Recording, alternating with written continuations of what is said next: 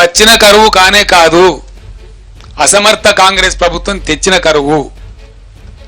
ఇలా ఈ పంటలు ఎండడానికి కారణం మీరు, కరెంటు లో వోల్టేజ్ సప్లై చేయడానికి కారణం మీరు. మీకన్నా జస్ట్ బిఫోర్ 8-8.5 ఏళ్ళు మేము ఇచ్చినాం పవర్, అద్భుతంగా ఇచ్చినాం. మీరు ఇయ్యలేకపోతున్నారంటే మీరు అసమర్థలే కదా, మీరు శాతకాని వాళ్ళే కదా. సింపుల్ కదా, దాంట్లో ఏమి పెద్ద సంస్కృతం ఉందా? అర్థం చేసుకోవడానికి ఏమైనా పెద్ద రాకెట్ సైన్స్ ఉందా? కాంగ్రెస్ వచ్చింది, కరువు వచ్చింది అంటున్నాడు.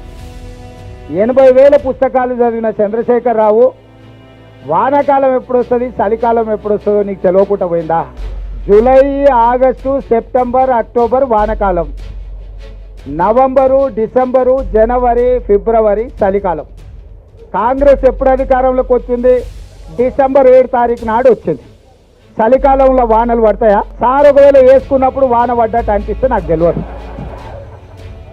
మరి July, August, September, October, November, December 7 తారీఖు మేము ప్రమాణ స్వీకారం చేసే వరకు తమరే ముఖ్యమంత్రికి ఉంటుంది, తమరి ప్రభుత్వమే అధికారంలో ఉండే. మరి తమరి పాపాలకే కదా వరుణదేవుడు భయపడిపోయి వానలు కురవక కరువు వచ్చింది.